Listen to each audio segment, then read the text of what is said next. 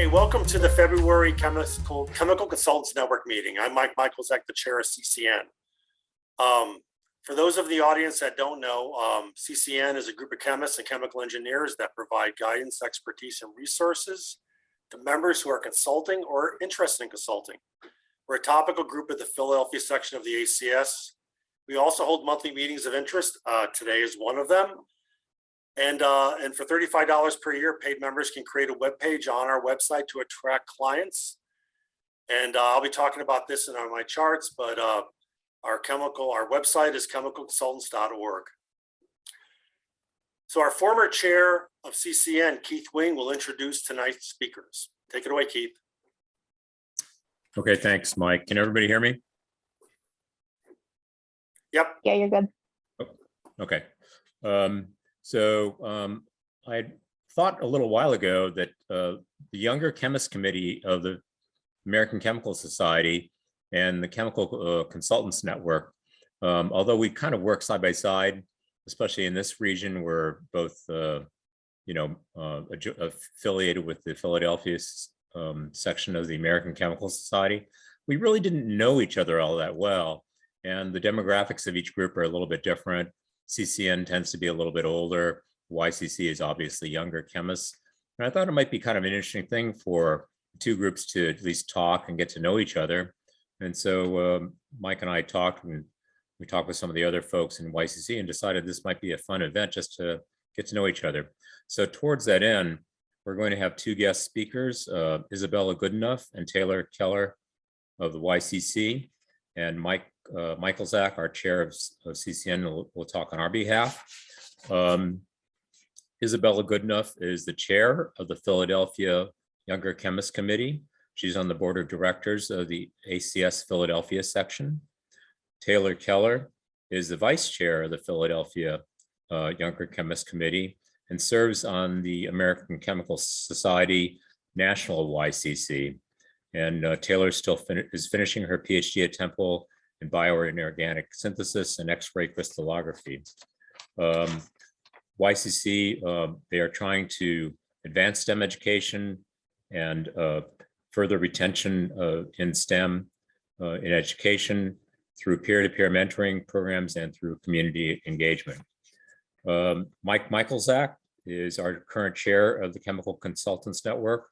He's the president of Keller Consulting and a friend and former DuPonter like myself. So with that, I'm going to hand it over to Isabella and Taylor to take it away.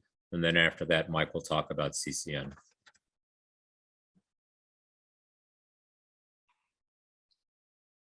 Okay, let me make sure I find the right PowerPoint.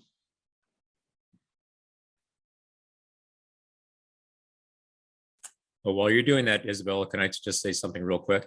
Sure. We're going to have the three speakers give their presentations. And at the end, while we're listening to the presentations, please submit your questions through the chat and I'll read them off later. I'll pose the questions to everybody.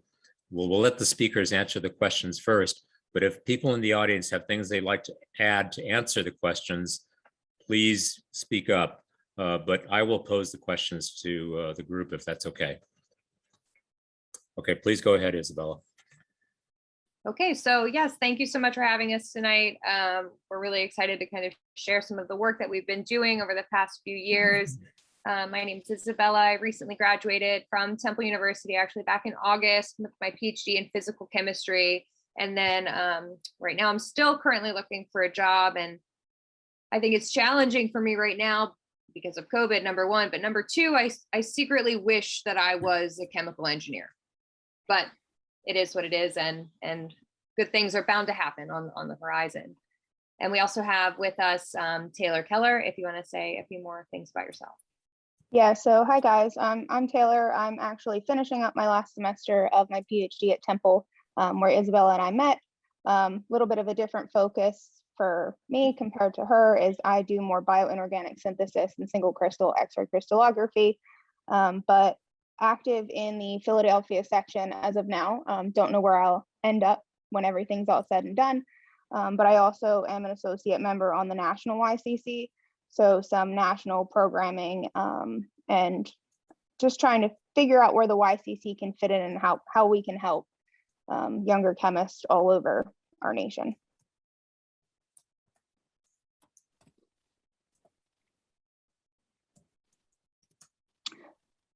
So I guess in general, our statement or kind of what we aim to do is transform younger leaders in the world of chemistry. So a lot of our target audience is generally rising students or students that are starting to finish their degrees and enter an early career stage.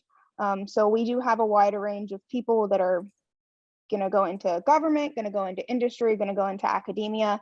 And I do think one of the challenges is figuring out the exact direction that some of us want to go in and getting the support to go forward.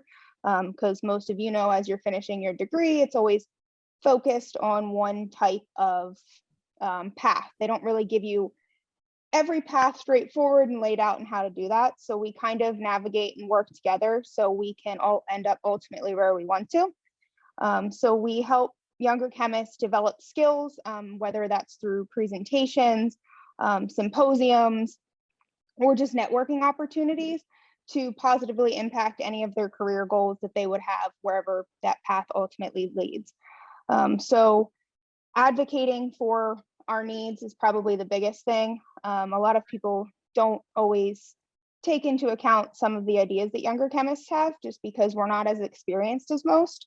But we can bring ideas to, or at least a new perspective a lot of the times to the tables, and just kind of foster an environment that is inclusive to all, but again, specifically engaging a focus on younger chemists and how we can develop further. A couple of our biggest challenges right now is getting an active audience.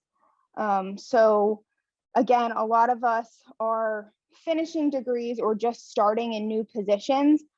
So we tend to be burnt out. And I know that all of you from the last couple years with COVID and all of these Zoom meetings that we all have Zoom fatigue. A lot of us, the last thing that we want to do on a random weeknight is sometimes jump in and do more work after we've done work all day. So engagement is probably one of our biggest struggles currently, is recruiting and getting people to, again, just kind of foster an inclusive environment with younger chemists. So benefits, I know all of you guys work closely with the ACS, and you know most ACS membership benefits, but if you know any younger chemists that are starting careers or even just starting their undergraduate coursework and thinking about a degree in chemistry or thinking about anything chemical related, we do have some benefits. Probably the networking is probably one of the bigger ones. Okay, so I guess one of the biggest things that we've done over the past 2 years, so really with the start of the pandemic, we saw this opportunity. As Taylor mentioned, one of our biggest challenges right now, and even back then, you know, right in April of 2020, was bringing our younger chemist constituency together and our engagement. And so the Philadelphia YCC found this opportunity to collaborate with 2 other YCCs in the Eastern US, namely the Eastern New York and Virginia section. And we formed this small kind of partnership. And we even had one of our first speakers, Joe Martino, who's on the call, come and help us out. And also Jim Murray, who's on the call as well. They've been really vital in helping move this collaboration forward. And so since the start of this in April 2020, we've actually expanded way beyond what we thought was possible. So we went from 3 to, I think, I don't even know how many local sections are on this map right now, but we've really diversity and unity. We've brought together upwards of 50 volunteers. We've reached younger chemists across 20 different countries, which is crazy to think about. And it's also amazing just to think about how in the midst of a global pandemic, we could bring virtual content to a wide range of people and really form a great bond between everybody involved. And so our first kind of goal, I guess we ended up doing we got 2 different grants, external funds to do our workshops. And interestingly, we actually didn't need to use a lot of these external funds. People were so willing to jump on calls, back in April 2020, just to volunteer their time to help us, which was fabulous. But our first goal was to do professional development workshop series, because we felt that, as Taylor mentioned, when you're a student, you're really only focused on getting your coursework done, and you really don't have time to learn the skills that you need to kind of be successful after graduation. So we did things like an interview workshop, CV resume workshops, how to present scientific data, and a lot of different panels. And this was really a hit with our group of younger chemists.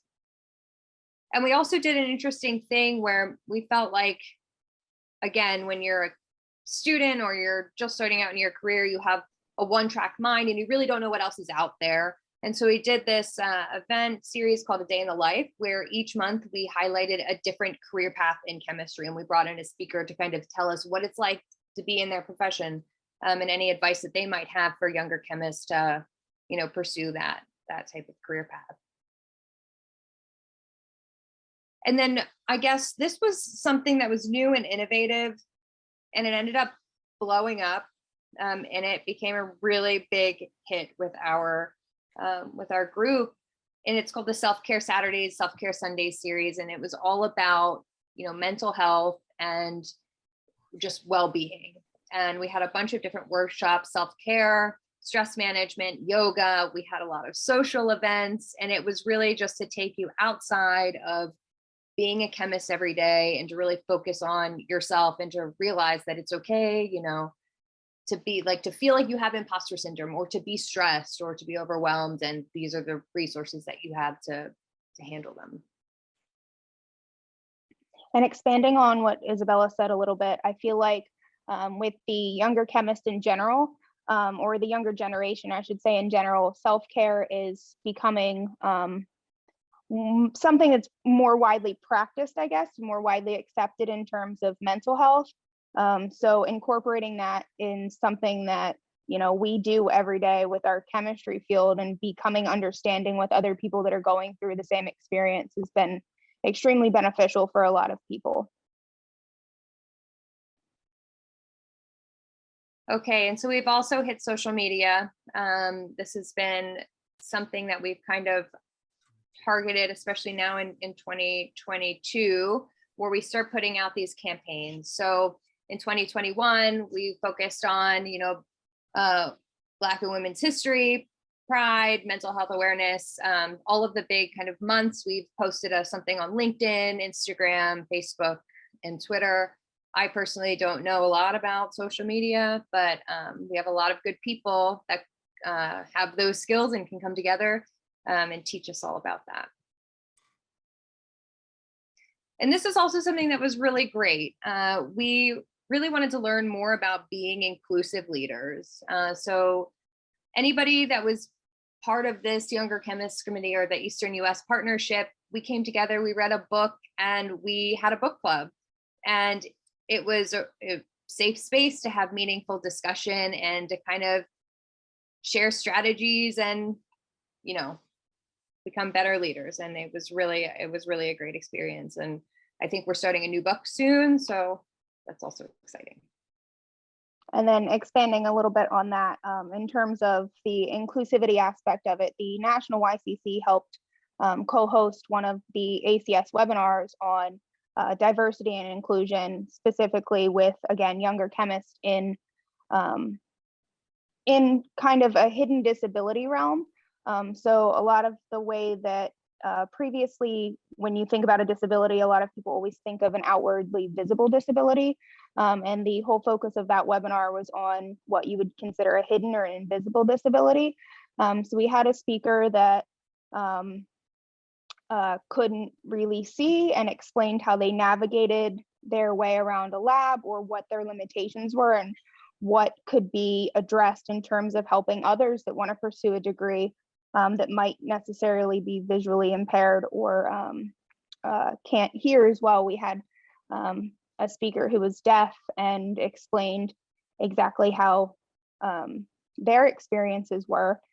And it was just nice to hear that, you know, there's different backgrounds of people, and that younger generations are trying to include as many people as they can. And I think previously a lot of those hidden disabilities or disabilities in general, we would discount in terms of a chemical related field, especially in like a laboratory for synthesis. We would think it is a safety hazard.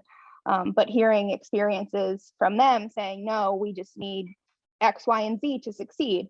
And just open communication, I feel, has been extremely helpful, especially during COVID, because we had the resources now to interact with a wider audience.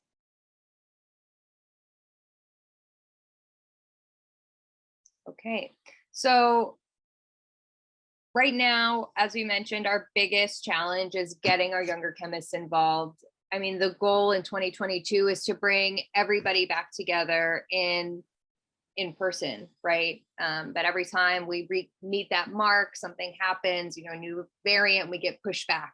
And each time we get pushed back, the less interest is kind of our team to come back together, because nobody wants to be virtual anymore. Everybody's burned out. And so we're really looking for people to kind of come onto our YCC steering committee. We have this really nice team organization where you don't have to do everything. And I think that's something that's overwhelming for young chemists also, is they think that when they join an event like ours, they have to be the only person that puts on an event. But in reality, if you have a team that's working together, you each do different tasks to kind of pull everything together. And it's really not that much work. And it really gives you this opportunity to work as a team, which some students don't really have that opportunity, especially if they're not working in a lab environment. And so we meet once a month, and our goal was to have one event per month. And I guess in 2022, again, our goal, usually we have a in-person poster session in April of every year, but with COVID and all the restrictions that came back to place in January, it's looking like that event would have to be virtual again. And we really don't want to do that. So we made the hard decision to push our poster session back to the fall of 2022, but that gives us a lot of time to plan and to kind of seek collaborations with other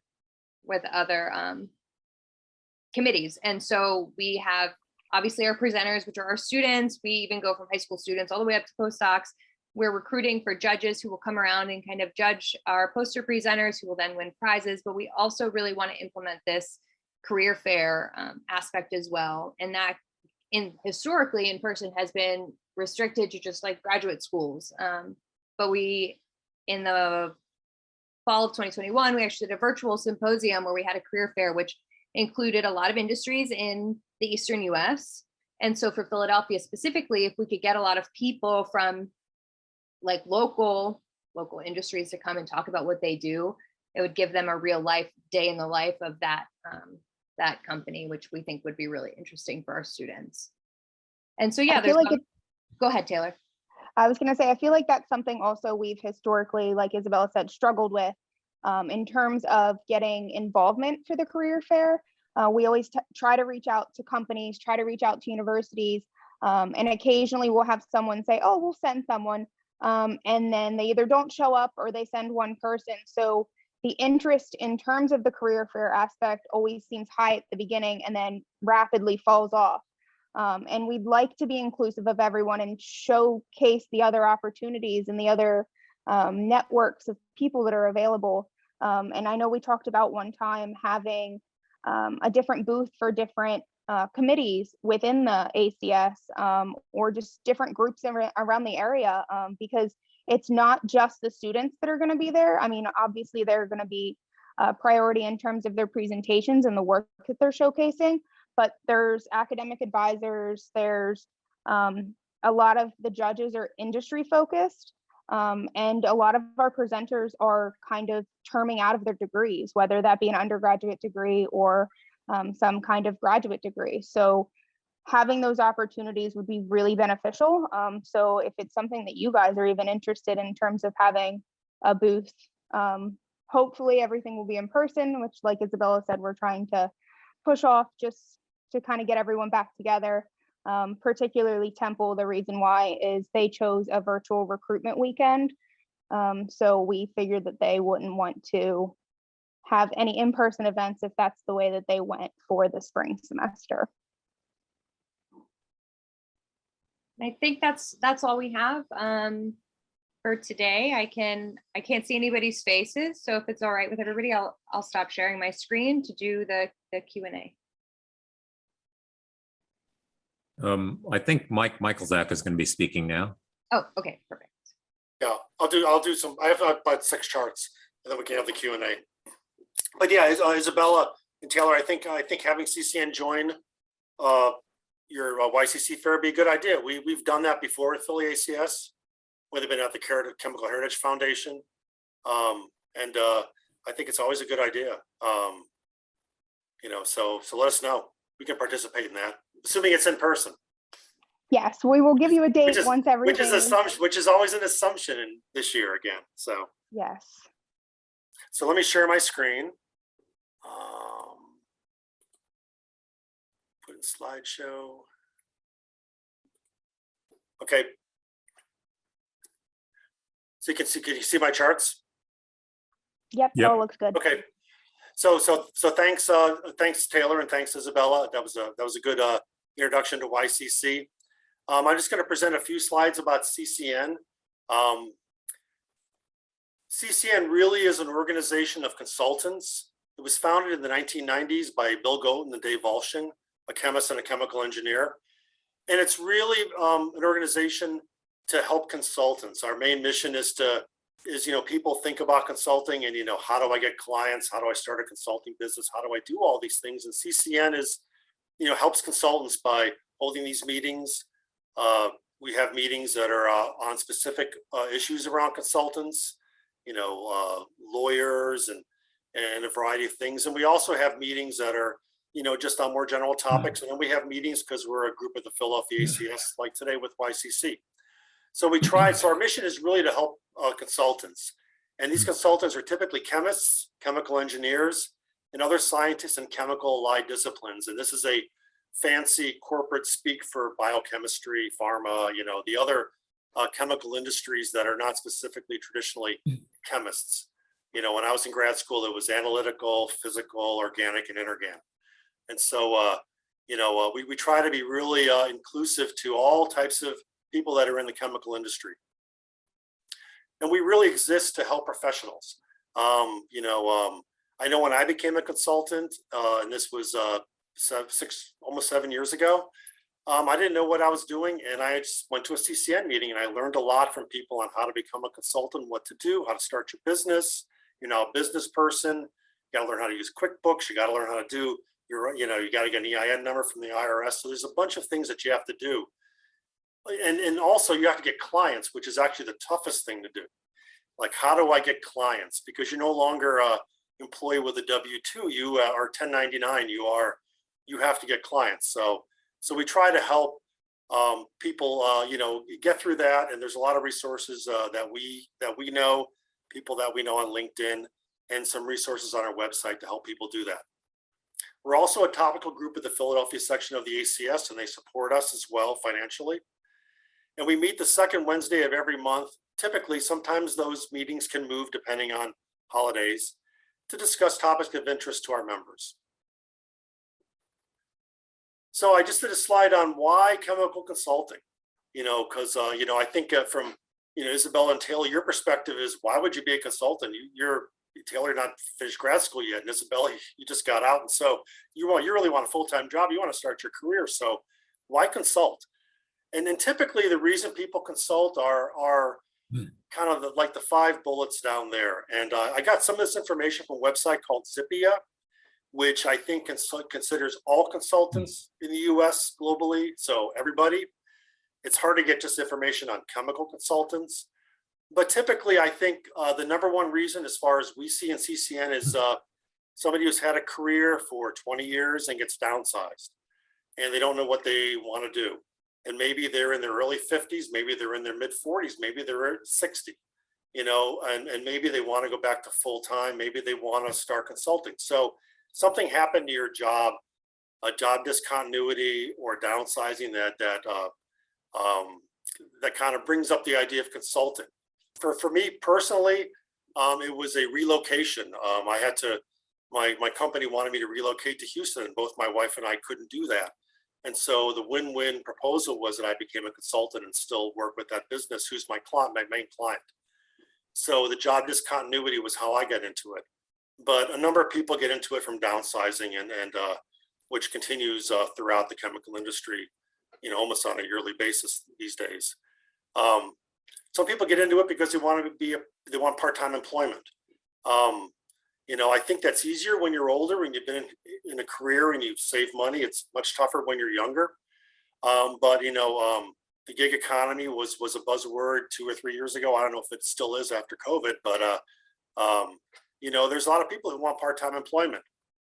You want to be your own boss. You know, if you're a consultant, you own your company and you are the president, CEO of your company. So if you want your own boss, the consulting is a way to do it. Flexible work schedule.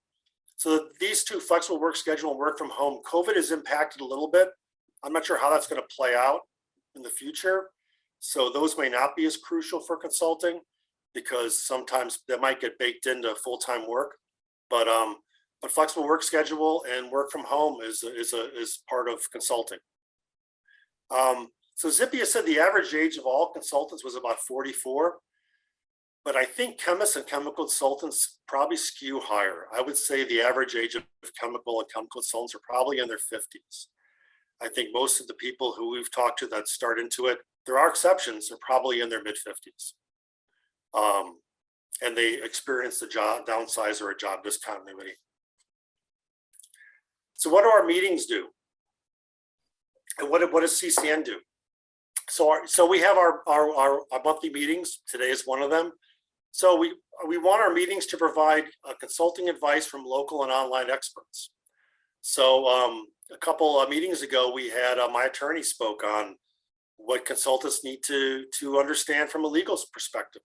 You know, there's a lot of legal aspects, financial aspects, you know, financial planning. What do you do if you're a consultant? You're paid 1099, you got to pay your taxes, you know, so you got to set that up. It's not like getting a W-2 and getting your taxes withheld by the company. We also want to engage speakers on current topics of chemistry. Last month, we had Dr. Jeff Cargill talk about global warming, for example, which is a really important topic for most scientists and really for everybody. So we try to get speakers on current topics of chemistry. We try to allow great networking opportunities. That has been not as much as during COVID. We don't do in person that much anymore. We've been doing Zoom since the mid of 2020.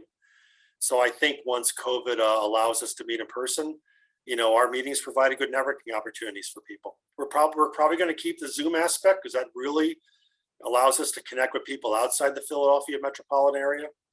But I think, you know, networking face-to-face is probably not going away, and it still provides a lot of good opportunities for people.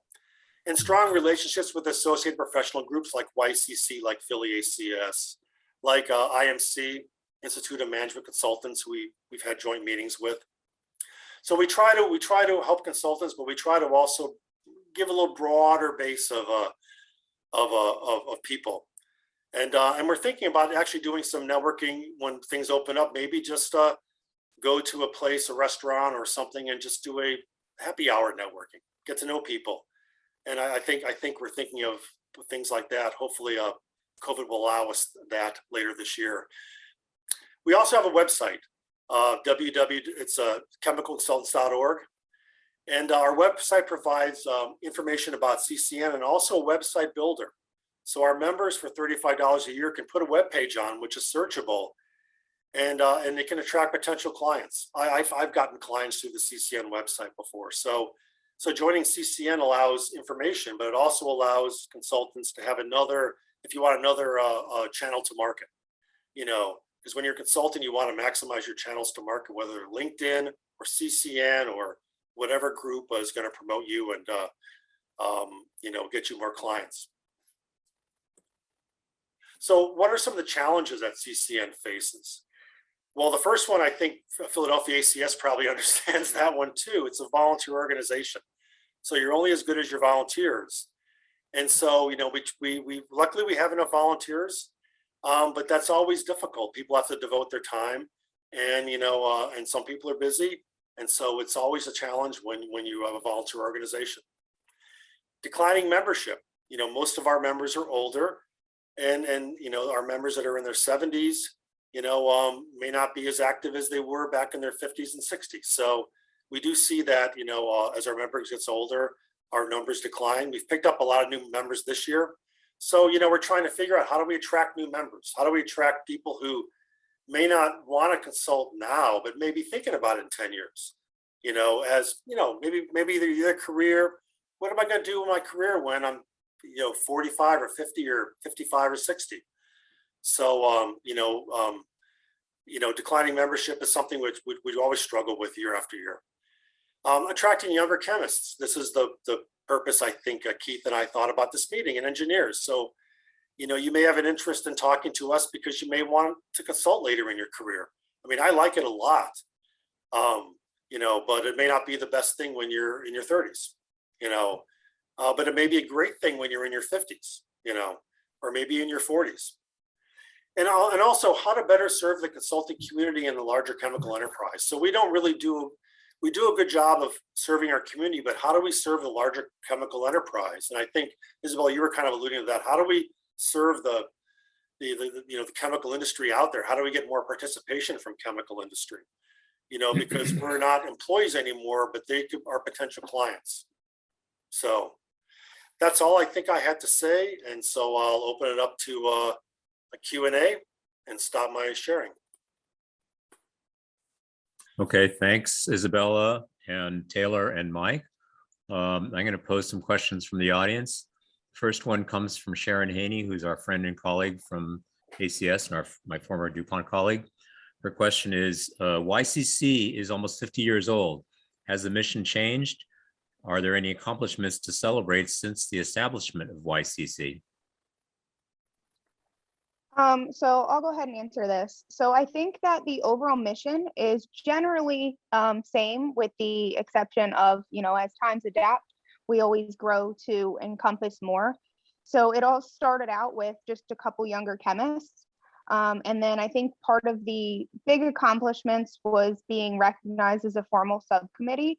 And then as time has passed since the YCC started, it's more so of just growth in terms of we've expanded, and location wise, we've expanded, I guess, involvement in terms of who's involved. But overall, the same kind of mission, it's the same underlying mission to help younger chemists and to kind of guide them to where they need to be by providing them with opportunities to get there. So it started off very small. And now there's a lot of younger chemists. We have the local sections, regional sections, and even with this new Eastern partnership that has expanded, everything's continually growing. So we've reached a wider audience. That's great. I think with that, especially with the accomplishments, it's taken a really long time, but finally the younger chemists' voices are being heard, and we are really serving as true advocates for our community. A lot of times, people don't want to listen to younger chemists and students, but we have needs too, and we really want to be able to contribute to our community. And yeah. Okay. Are there any other comments from other people affiliated with YCC to answer that question? Okay, if not, I'll move on to the next question from Ron Bihovsky, who is one of the founders of the Chemical Consultants Network. There certainly was one of the earliest members. And he's asking, how has the pandemic changed the way research, and particularly lab work, is done on campus? So I can go ahead and start off by answering this, and then Isabella can add to it. But when the pandemic started, at least at Temple, the way that everything happened is about a week after everyone else went home, they decided that graduate research was going to be suspended in terms of who was allowed in the laboratories. And unless you were identified as an essential person for the lab to maintain proper functioning, you weren't going to be permitted into the lab at all. So particularly in my research is we kind of developed more of a computational aspect to my crystallography work that I was doing. So I would have something to do during the pandemic itself, which has grown further. And then as a few months passed, we were slowly allowing people back on campus to do research. You were just asked to not come in unless you absolutely needed to be in the lab. If you were running an experiment that didn't need to be watched or didn't need to be monitored, you were free to go home, which I think was more beneficial for younger chemists, because I feel like there's a big stigma around education in terms of the guilt aspect. If you are not actively doing an experiment, are you actually doing the chemistry? Are you making progress? So with all of our mental health advocacy, I think that definitely helped that aspect of it. So there's less of a stigma that you have to be in the lab all the time. But currently, everything's kind of operating as normal. Again, you're just asked to not come in if you're not actively working in the lab. All of my meetings that I have are hybrid meetings. So the students that are in person can attend in person, and the students that are remote can Zoom in. So we're probably about half and half right now on any given day. But just general pandemic rules, I guess, maintaining space, especially in shared spaces. So in our glove box at the beginning, we have 3 glove boxes. One of them's a dual glove box, but we had said that because of space and the way that the glove boxes were placed, that at the beginning of the pandemic, only one student was allowed to go in a glove box at any given point. Now it's, as long as you're comfortable around those people, it's kind of open research access. But I do think that some of the virtual component has been helpful because you get that wider network of people to communicate with that can kind of lead you in the direction that you want to go. I can share a little bit of my experience, but I think I'd rather focus on the experience of undergraduates, especially within my group. So for me, I had a different experience in that I was nearing the end of my PhD. So I really had all of the research that I needed done, and I was in a writing phase. So I didn't need to go back into the lab. It wasn't an emergency. I could wait, but it really impacted our undergraduates, especially those that had just started working in the lab and they just started understanding research. I mean, for a lot of students, at the beginning of the pandemic, it was their first experience in a laboratory. And they may have started in January, and then by April, they're sent home and they really have no kind of, only the fundamental landscape of what they're doing. They couldn't even take a deep dive into understanding the instrument and why you're analyzing a data a certain way. And so as the graduate student, you had to think of really innovative ways to get these students involved and to also care about what they're doing. And so for us, it was a lot of, okay, here's some data that I collected, or somebody went into the lab, as Taylor said, in shifts, like I'll collect all this data, but then I want you to analyze it. It's not really fun for students, but we had to do it to get them to learn. And then eventually by summer, we kind of restricted, our restrictions lifted a little bit. And we said, okay, well, what are we going to do to train students in the lab? Because now you have to have 2 people in a shared space because you can't leave them alone with their instruments, at least in my lab. And so we had to really double mask, 6 feet apart, windows open, and just kind of point to things and hope that they don't blow anything up. So that was something that was really interesting and a learning experience for everybody. And I think that the pandemic has taken a lot away from undergraduates, and that's really unfortunate. And their laboratory, even just in their basic skills, exactly, because even in their general coursework, they're not allowed in labs. All their labs were virtual. So a lot of these students started off their freshman year and they're now in their senior year of undergraduate coursework, and most of them haven't stepped foot in a laboratory, not even a general chemistry laboratory, until their senior year of their degree. Yes, absolutely. I really don't know what the future is for the chemists of this generation. I think graduate school is going to be really challenging for them. But then I've also had a few success stories where my undergraduates have moved on to go into PhD programs of really prestigious universities, and I'm very proud of that. There was something else I wanted to mention along this line. Oh, it was safety. I think safety has been a huge issue in the lab since the pandemic, because now people are working alone in the lab and they might not be paying attention to everything that's happening around them or what's happening next door. And if there is an emergency in your neighbor's lab, you won't know about it because they can't report it. So you have to be very aware. Like, do you hear beeping from a glove box or beeping from your fume hood, or do you smell anything that shouldn't be there? I know in our lab, we actually had a liquid nitrogen cylinder malfunction. And thankfully it was me in the lab and not one of my undergraduate students, but nobody else was in the building, really. It was like early in the morning, that was my set time. And I had to wait 45 minutes for our emergency personnel to show up. And so I had to think about, okay, well, what do I need to do to make this safe for me and for everybody else? And definitely still a challenge, I think, moving forward, but something we should all be thinking about in an academic Yeah, setting. Isabella's lab is very isolated from everyone's. My lab is kind of in a shared laboratory space, so there's 3 labs in one. So we had the additional component of not only restricting our access, but kind of stepping on the toes of other labs, or them stepping on the toes of us, just to make sure that we weren't going over the capacity limits that they were imposing. And again, with the help, it became very, very collaborative really quick in terms of who was trained to do what. So I kind of maintained all of the x-rays. So anytime anyone needed help with an x-ray, it was a question sent to me. So my group has an email thread in addition to a text thread that we will put all emergencies in, and everyone just kind of had to be more open to training people and more open to stopping your own stuff to make sure that the safety of everybody was kept in mind.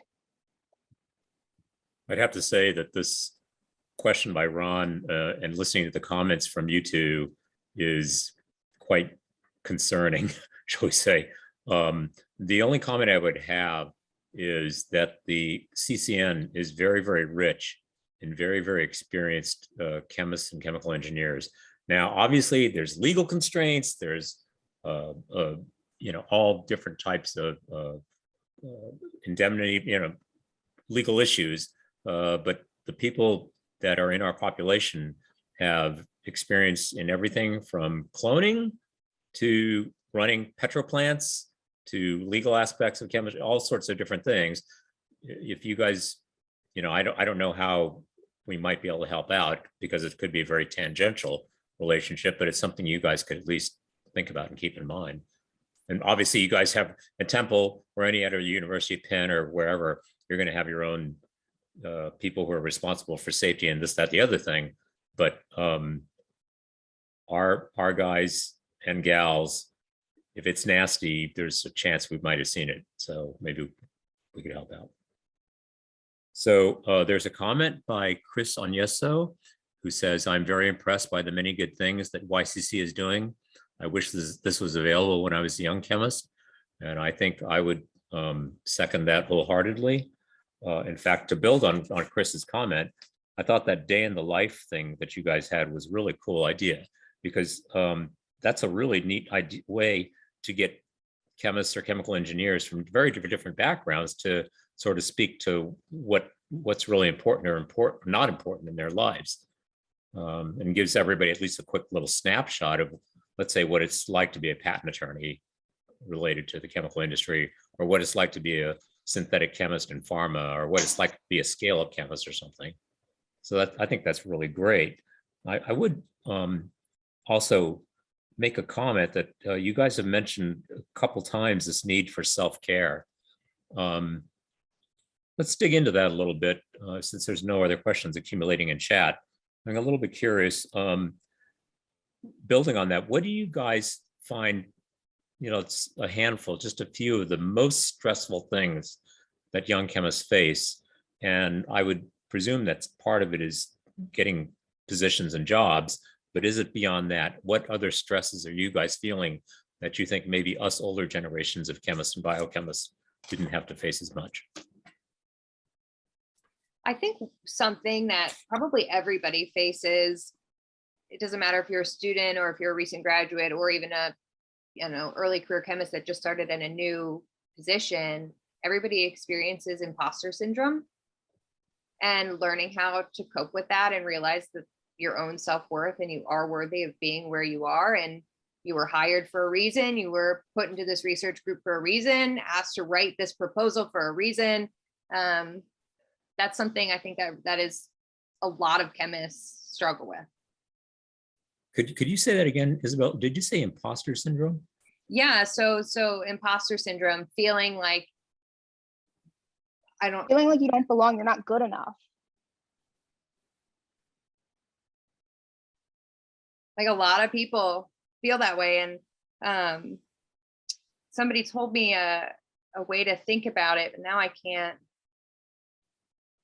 it slipped my mind, but a lot of people, so let's say that, for example, you just got your PhD, you go into a new role, but that role is outside of the scope of what you did your PhD on, but you have the technical background to do that job. And you go in there and you feel like everybody is scrutinizing you for every little thing that you're doing, and they think that your work isn't good enough, but really your work is fabulous, but it's you judging yourself too harshly and going home at night and taking that stress home. You're self-doubting your abilities because you think other people have a better experience or are more experienced in certain aspects of what you will eventually be doing or what you are doing. I think the idea of doing your PhD in subject X and getting a job at subject Y is pretty common, though. I think most people hire you because you got a PhD and you're experienced. I know I did my PhD in silicon chemistry, postdoc in ceramics, and got a job with titanium dioxide at DuPont, which was completely not in my area at all. And I had to move into central research because I wanted to do research. And yeah, it's kind of fun that people view, I didn't view it as self-doubt. I viewed it as, this is not where I want to be. And so I moved myself into central research and ended up going there at DuPont. But it's funny that it's more of a self-doubt you're talking, It's also like what you're saying in terms of this isn't where you want to be. I feel like a lot of the struggle, especially for people terming out of their PhDs, are, which path we want to take. Because you're typically, everyone's pushed, you have the academic path or you have the industry path, but there's hundreds of paths that you can take, and people don't give you any clue on how to take those alternative pathways. Even with government jobs, like they're very common, but how to get a government job, a lot of people don't know. You're in that academic environment your entire life, and then you need to figure out where to go next. And it's those steps into where you would actually go or what you want to do that everyone kind of neglects to inform you about. So you're just kind of stuck in that loophole of figuring it all out. Yeah, I think it's kind of after grad school, I was talking to people when I first worked for DuPont, how they didn't train you. They trained you in grad school how to become an academic, but they didn't really train you what industry was like or national labs. And I think, most people didn't know, what the expectation is. If you get a job at a company, were you on the fast track, or were you just going to be a scientist? Or it's kind of like on the job training, and you learn it as you go along, and you hopefully get mentors to kind of help you, kind of move you along, or you do it by yourself, just, by brute force. But I think it's true. It's true when I was a grad student too, was, my boss wanted all of his students to be academics, and I applied for academic jobs. I didn't get any, but I ended up getting a job at DuPont, which I loved. I worked there for 22 years. And, but I wasn't trained for that. I just kind of learned it as it came along, and it took me a couple of years to kind of figure it out, so I think it's pretty common. Yeah, it's a struggle across the board. Yeah.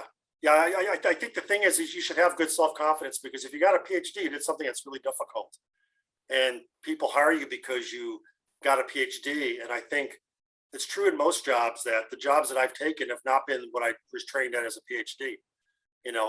I've done what I did as a PhD throughout my career, but not as a main thing. But I think it's more things to learn, And then, for example, now as a consultant, I have many fields I can consult in because I did all these things in my career. And so I'm not pigeonholed in one particular area. And so I just view it as a learning experience, view it as I'm going to learn this, you know. And I think in industry, the big choice is, you know, are you going to go into management or not? I think when you start off as a chemist, you know, do you want to stay technical or do you want to move into a non-technical role? You know, and if you do that, you should meet people who are non-technical. Like I said, with no marketing people, no business people, because they think differently and they view the world differently. You know, chemical engineers. So, and so I just view it as a learning experience, something to grow and get more experience, pad that resume. So when that dream job comes, you're ready to go, you know? So it's interesting, but I think we had similar experiences. It's just, you know, I'm not sure. When I was in grad school, we viewed it as the same way you guys are viewing it. We just viewed it as, damn, I'm not here. I'm, God, you know, and we just kind of, you know, try to get what you got. And sometimes you're blocked and you just get up and move on, you know? No, I agree. I feel like it's similar struggles, but it's different viewpoints on how we kind of approach the situation. Right. I always say, try to land on your feet. If you encounter struggles, just make sure you land on your feet and just keep moving forward. Unless you're rock climbing, and then you're landing on your butt. Yeah, right. Situation. So I think Christy McGinnis, is she there? Can you speak up a little bit about what you put in chat, Christy? Yeah, sure. My internet's cutting in and out a little bit. You guys can hear me okay? Yeah. Yep. Okay. Well, I guess I was just gonna say, I think imposter syndrome is maybe a little bit more than just not feeling like you belong. It also is like, am I qualified to do this? I think a lot of times women in particular struggle with imposter syndrome when they lead a project, or I think guys do too, right? I'm not trivializing it, but it's one of the reasons that we hear a lot. Women will say, I need to meet, you know, if they list the job requirements on a position, women will want to meet almost all of them. I think they struggle really hard with that feeling of I'm not worthy, I'm not able to do it. Whereas I think in general, obviously this is very much a generalization. Many men will kind of take a little bit more of a leap and say, hey, I can do this. But I think to some degree, when you come out of grad school and you're doing a lot of research and you're asked to lead other scientists in the lab, that can also very much create imposter syndrome, regardless of your background or gender, ethnicity. I see that a lot in people I work with. Yeah, or maybe guys would say, 75% is good enough, something like that. Yeah, exactly. Yeah, I got you, Christy. Anybody have anything to say about that? I mean, I agree Yeah, with Christy, because my boss sent me a position for a staff crystallographer, and I'm looking at the requirements to apply for the job, and I was like, I meet none of these. And he's like, you're fully qualified to do this position. And I was like, I don't have this experience, this one. And he's like, you're fine. Apply for it. Okay, gotcha. So Sharon has another question, and she says, does the quote self-care and what seems to be less societal stigmatization around this and other health issues impact your expectations from your employer around benefits? Does YCC play a role in advocating for greater flexibility and changes for employee benefits? I'm going to say, in terms of the stigmatization, that YCC is advocating for a lot of these self-cares and a lot of these health issues that you don't necessarily see. But in terms of playing a role in changing employee benefits, that's more going to be on a case-to-case basis in terms of, can we advocate for ourselves? So I feel like YCC is more preparing the individual to advocate for themselves in these positions. A lot of people have policies in place for inclusion and diversity, and what the benefits around their incoming job would be or upcoming job would be. But again, you're your biggest advocate, and the YCC can help you prepare to like speak about your experiences. And and obviously your employer can't discriminate based upon that. But directly playing a role, I would say no. I would say it's more of a passive role in terms of self-advocacy. Okay, very good.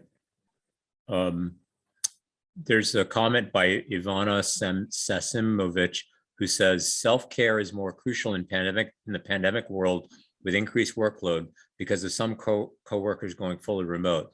It is important to take time off to rest and to avoid burnout. So, okay, that's a very relevant comment. I did have another question for you guys that is definitely something that we of an older generation did not have as much experience with.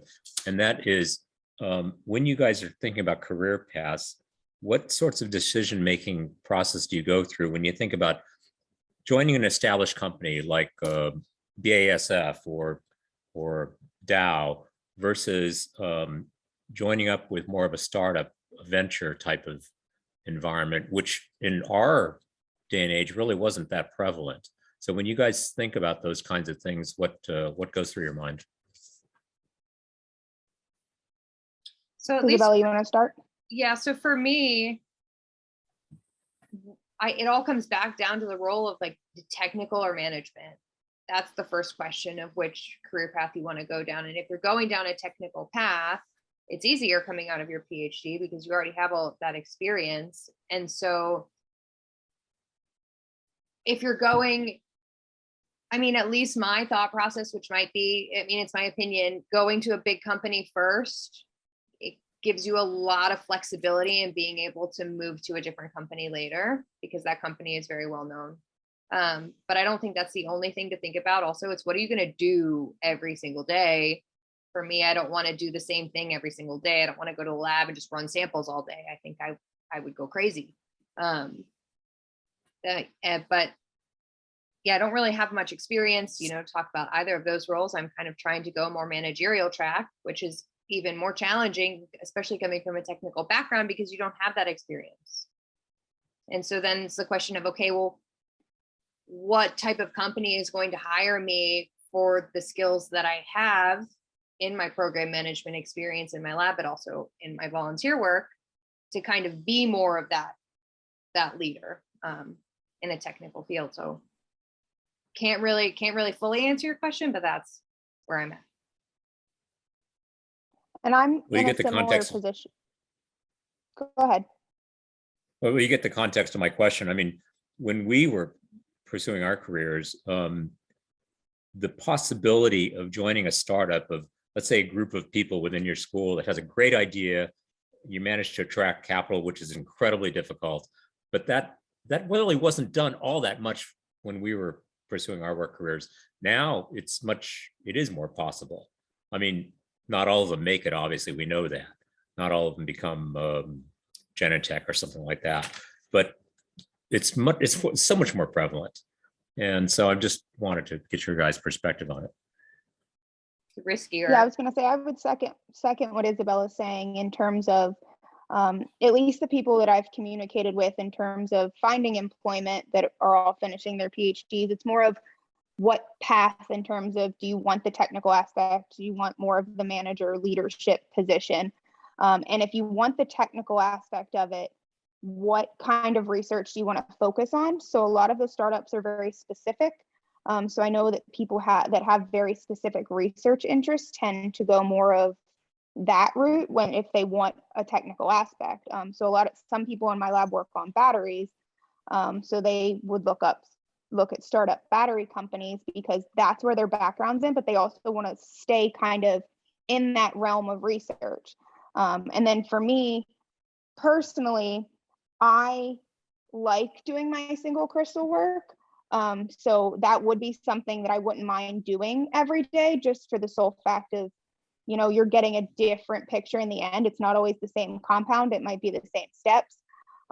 But for me, that's always been satisfying in terms of seeing a giant crystal structure at the end of research. So I could do something like that. I also thought about doing some kind of teaching position, but I know personally I don't want to go super technical in terms of day in, day out doing benchtop chemistry all day long. Okay, got it. Does anybody else from YCC have anything else to say about I that? would like to ask a question. Yeah, go ahead, much, Roman. I'm very much concerned with the fact that chemistry these days is a very dirty word. And I'm ashamed to say I'm a chemist. And chemical engineers, I think, feel the same way. We chemists destroy the universe. That's the opinion of most of the public. Are you concerned with this? Are you thinking about changing the opinion about chemistry, chemical engineering? What would you like to do about it, if at all anything?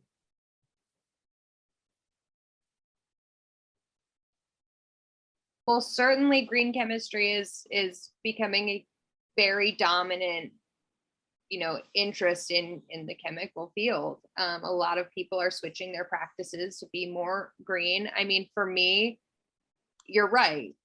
I kind of feel the same way. And that's one of the reasons why I'm trying to stay out of the lab. Something that has been really interesting to me, and I think a lot of other people, is not necessarily the waste that's produced from the chemical industries, but also the chemicals that are used on a daily basis. So if you think of things like military bases, their flame retardants are actually very similar in chemical structure to a chemical warfare agent. And all of those chemicals are going into the water system. That's been a huge issue, especially in Bucks County. So the question is, okay, well, is there a safer alternative that we can use? And how can we protect the water system of the surrounding community? Definitely not something that can be changed overnight, but if we draw enough attention to it, then eventually, hopefully, we'll see some change. I think funding is also a crucial aspect of that, just in terms of graduate school, seeing the ups and downs of when the peak funding is. I feel like when funding is highest, people are very wasteful. They're not as mindful of destroying things. I've seen people throw entire racks of clean test tubes in the trash just because they have the funding to buy new ones and don't feel like picking the clean ones out of their rack after a purification. Versus I've seen the complete opposite end of it. In, your test tubes are relatively clean. You can run them through some dishwater and some solvent. They're clean. You can reuse them.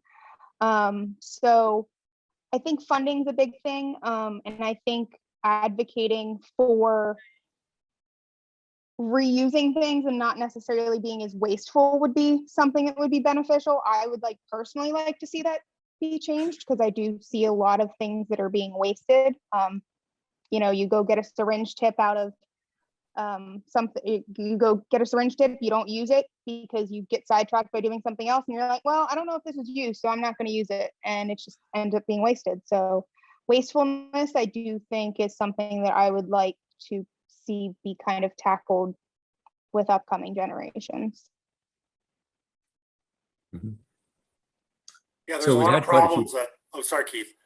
I was gonna No, say, no, go there's a ahead, lot of Mike. there's a lot of problems, I think. CNN News had a couple issues ago, talked about some of the green stuff that people were doing, but I think plastics, sustainability, carbon capture, are all going to be problems that chemists need to solve, and chemical engineers. So there are problems to solve. It's but I agree. Chemistry seems to be a bad word these days amongst some people, but I think chemists have the tools to help solve some of those problems. Mm-hmm. Absolutely. So there's been quite a few questions directed to YCC. Is there anything that anybody would like to know about CCN that Mike or the other members could help answer? I had a question, just a general question in terms of what led each of you into choosing a consultant's path, because I know that, there was a whole bunch in the one slide in terms of which pathway you could take, and if any of you decided to pursue it full-time as opposed to part-time. Sure. I mean, I think I told you mine was I was a research director, and they wanted me to move to Houston, my wife and I, and we couldn't relocate, so I became a consultant working with the business. So it was an opportunity that I liked. Keith, I was in DuPont 16 years, chemical engineer, Wharton MBA, 3 major organizations, 6 major cutbacks in the last 11 years there. They finally got me. Yeah, I moved organizations a couple times. 2 cycles before the end, I started going to write associate sessions just so that I could prepare myself, because you never knew. And then finally it happened. And then I went out and did the, what do I want to be when I grow up? But I actually got into what I'm doing through some very weird networking, because back in 96, 97, when all this stress was going on, CCN was just founding at Penn. And I was going out and networking with any organization. And so I've known Valsing and, you know, the whole crew for decades now. I guess my thought is there are many paths that we can go in life, and you just want to work it out. My wife's a PhD synthetic organic chemist, formerly DuPont Ag. They were sold to FMC, so she's FMC Ag. And so this didn't come up, but one aspect of being a consultant is that healthcare is very expensive. So if you've got a spouse who's got real benefits, it makes the whole deal a lot more tenable. We have 3 daughters. You know, we did the whole daycare circuit, and you know, one's now a surgeon, one's a nurse, one's a doctoral candidate at Berkeley. It just, I did it because it gave me a lot of flexibility and freedom, and it's fun. But it's John roller Newport. coaster. Great. Thanks, Fred. John Newport or Ron or Roman, do you guys want to say anything about how you got started?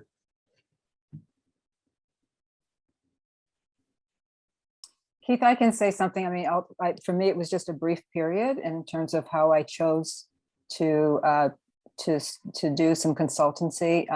It was post-retirement, and I love science and research, and so I was looking for an Act 2. And at the time, I was engaged with a community in Delaware, Stride, which was providing some of the tools that Keith talked about that CCN provides.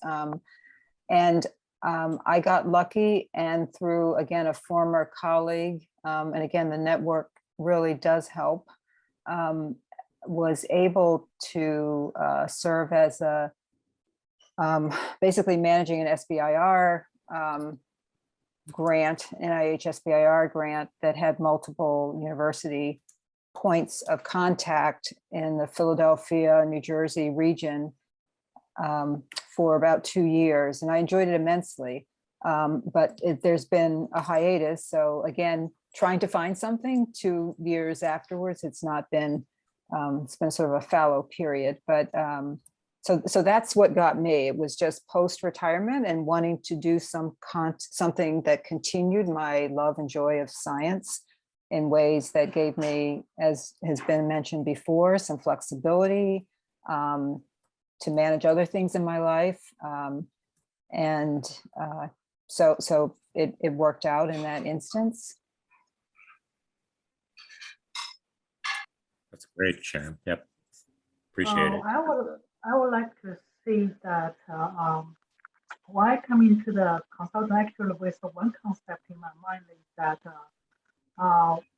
with the aging and with your career moving on, you should everyone should actively plan your future and what's down the road. Especially when kids out of the house, you want to do something maybe relieve yourself from like a daily 8 to 5 routine. That's my thought. So I just I think I want to get out the whatever the organization to be myself, to enjoy the sense of freedom, and then you have accumulated a lot thought, ideas, and knowledge in your mind. You just want to use it if it's possible in a different way than 8 to 5 every day. Yep, very good. Just Thanks, to Johan. follow through, Keith, with what you asked. I'm sorry, go ahead, John. Yeah, how I got into consulting, I had worked for Hercules Incorporated for 34 years. I had an opportunity to retire, which I did. Shortly after I started my own company, Chemventive, basically a company of one. I don't think I've worked on a single project that was the same as any project I worked on at Hercules. One thing I found about consulting is that you just get yourself involved in almost anything. One of the things that I do is to do a lot of open innovation challenges, and I would encourage your young chemists to look at those because they're open to anybody, and that's a good way of getting experience, and who knows, you might pick up some decent amount of money at the same time. So you need to look at places like innocentive.com, innoget.com, challenge.gov, yet2.com. Probably missed one or two of them out, but there are good ways to sort of build your confidence and to grow your experience in different areas at the same time. John, could you throw those into the chat? Can do. Yep. And by the way, for the YCC, I would encourage you to sort of correspond a little bit more with Dr. John Newport. He's very, very experienced in this sort of open challenge world. Most of us are not. I could imagine, John, correct me if I'm wrong, where a combination of youthful energy and expertise in a specific area might combine well with your experience and breadth. Am I not right?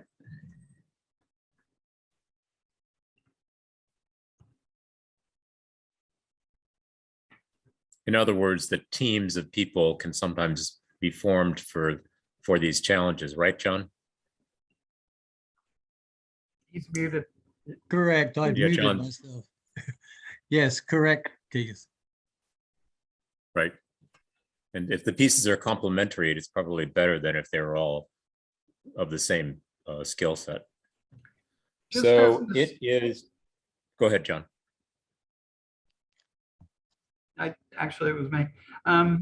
Just as an aside, if you go to the Chem Consultants website, you can see past presentations. And unfortunately, all you can read is the one pager that described what it was and who was giving it. But then if any of those really intrigue you, we might be able to hunt down the presentation. John did a full session presentation about doing the submissions into invention contests and such. And so that kind of stuff is out there. It's right now it's hard for us to be able to find it. But if something really piques your interest, we might be able to. So Mike, we are at 1 hour and 15 minutes, but Christy McGinnis has one additional question. You want to keep going for that Sure, one we can. additional question? Sure, that sounds sweet. Okay.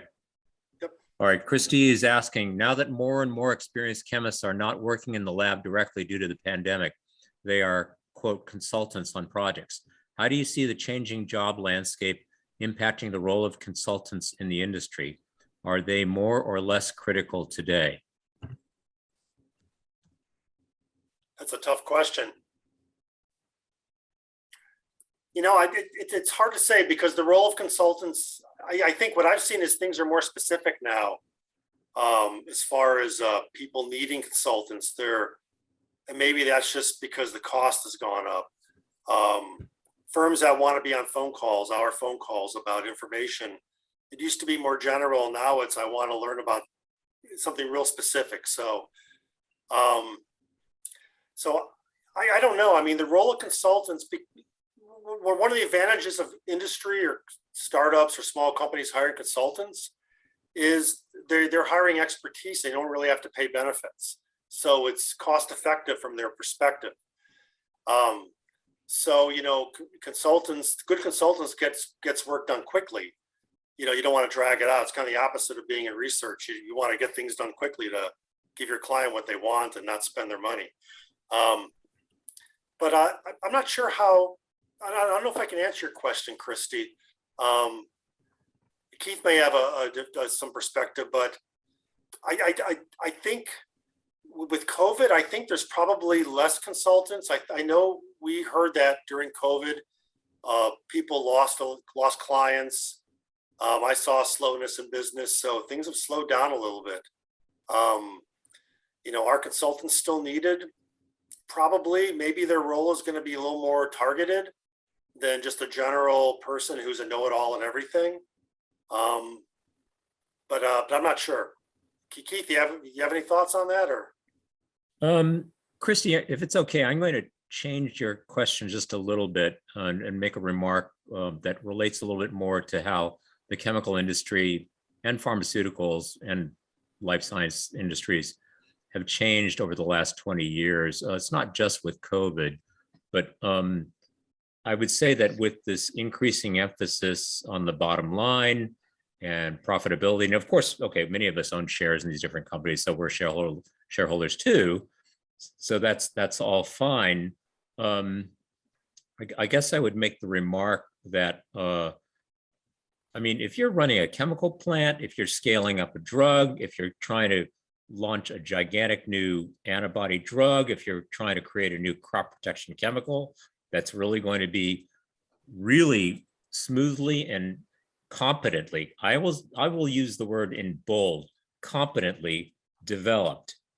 And you have succeeded in decreasing your workforce and cutting out a lot of experienced people that really know how to. We have guys in our ranks that they can go into a petro plant and know how to turn knobs and pull levers and cranks and not blow the whole fucking place up.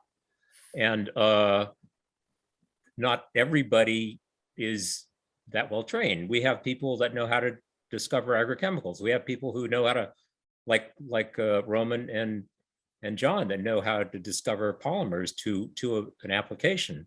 We have people like Ron who know how to something about pharmaceutical synthesis. And you can't do a lot of these things with just spreadsheets and in a virtual world.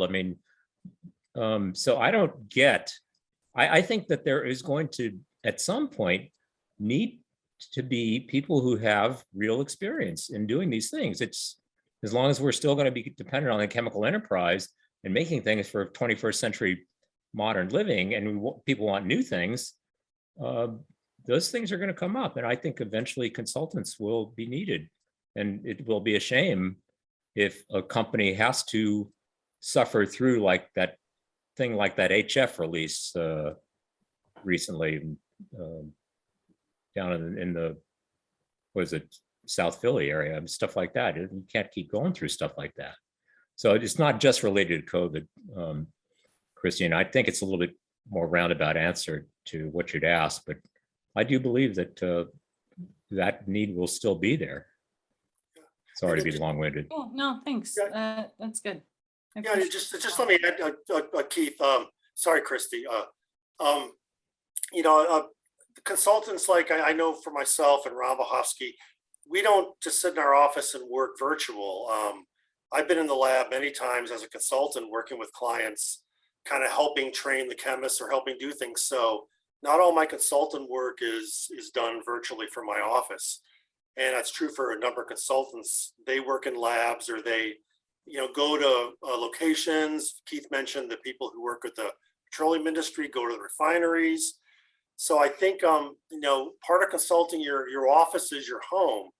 But I think for the most part, a good chunk of my consulting was done at somebody's site. I got sent to Turkey once for a week to work at a cookware plant. And I helped in getting their chemists working. So, not all consulting is done from your house. A lot of it's done on the job, and it's based on your experience of knowing that job and being able to go to a plant site or being able to go to a laboratory and put together and make the compound or go solve the problem. So I don't want to give the idea that all consultants sit at home and just don't go out to remote locations. I think part of going out is part of the job. It may have changed in the last 2 years during COVID, but it's part of the consulting job is to is to go, especially if you're a synthetic chemist like me, you're going to go out and, do that. You could use that. Yeah. Yeah. And Michael, I want to ditto that and underscore that, because in that 2-year thing that I had, I spent probably 80% of the time in the lab helping to train people who didn't know, they didn't have good analytical know-how and working out problems, HPLC. I had to lease lab space and serve as a go-between between the labs in 2 institutions. So you're right, you do what the client needs. And again, you're motivated to get it done. They had a deadline for this SBIR phase 1 grant, and you do whatever you need to do to serve the client's needs. Exactly. And I think the people who work at the refineries, if they're out on the call, have said that they go in there and all they're doing is showing people who don't have the experience how to get the experience. They're just using their experience and saying, no, here's the right way to do it.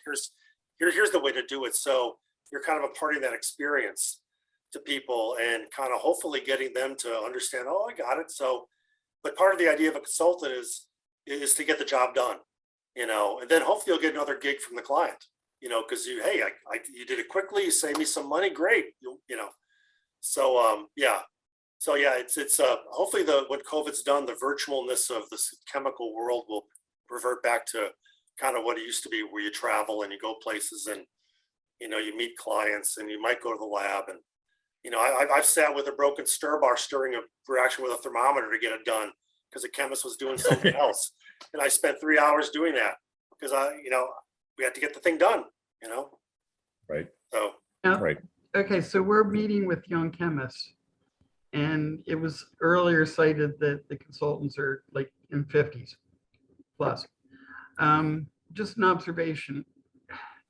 Imposter syndrome interplays with low experience, and it's really important to understand, deep navel watching, gazing, whatever, what values you really can deliver. Because first of all, they won't buy if you don't know what you can deliver, and if you can't articulate to them how you can help them. But when you've got the right knowledge and skill set, you can help. And so set aside imposter syndrome, just make sure you're going after the right stuff. Yep. Yeah. Right. Okay. Yeah. I think. It's my Go ahead, Yuan. I'm equal with everyone. I think we need a chemist to actually work in the laboratory. And also when you think about future, it's not to say I'm out of the office, it means the future, means virtual. Actually, it means you might want to make a connection. How, as a current training, how you do experiment in virtual simulation. For example, in silico, that's about biology, right? And how is in silico chemistry experiment. So make some experiment done in a larger and faster way instead, because there are many chemicals you cannot synthesize in the laboratory run by run. But how you faster or speed up that kind of process, maybe is a next trend instead of, I'm sorry, I still think we need a virtual people work to handle that chemistry. And especially when you want to design something that's related to the chemistry, you have to know the process. So that's what I think. So I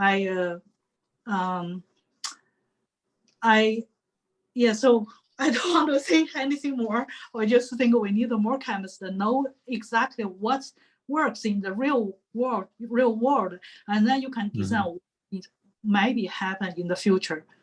Right. I think that's an important part, which they also don't teach in grad school, is what works in the real world. You learn how to do experiments, but if you're working for a company, say DuPont, and their nylon plant has a problem, they don't want to hear about. They just want the plant to be up. So there's problems that are created that just you need a creative person, and if you can think out of the box, it's great. But yeah, I think business people. When I was in DuPont Central Research, business people would always go, "You guys aren't in the real world. You guys just do academic stuff." And then then you go and do a business unit, then they're like, Yeah, I guess that's kind of right. They don't really understand what the real problem is, Right. So, Yeah, Yeah. when we do the consultant, that means that you need to provide a strategy or plan or some kind of proposal for your consultee, whoever hired you. The situation is certainly I have heard some consultants say, well, I give them the plan, work or not, it's their decision. I don't take responsibility.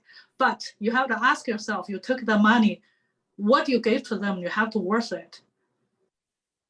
Mhm. Sorry, that's my principle. You cannot just throw them some piece of paper, say, hey, I have this one, use or not, it's up to you. yeah. Yeah. You have to have professional responsibility, right, Right. Yuan? Right. I think as a consultant too, you wear many hats. It's like working for a small company. You have to wear all the different hats, at once, and you can't just throw it over the fence. Especially for small companies, actually, they are like they're hard to get the funding, and then they saw somebody is a consultant, must be very knowledgeable in solving some particular problems. So that's where we want to ask ourselves: can we take the responsibility to make this small business benefit from my service? Could I pitch in just Well, one thing here? Would you mind? Sure, John. Yep, go ahead, John. So, I started out as an engineer and I drifted into IT and then consulting later on. But one of the things that I learned along the way is that like the best laid plans of mice and men, they don't happen. You struggle early on to make this life plan, and I feel like it never turns out that way. So it's important to like jump in, take something that's interesting for me, take something that's interesting.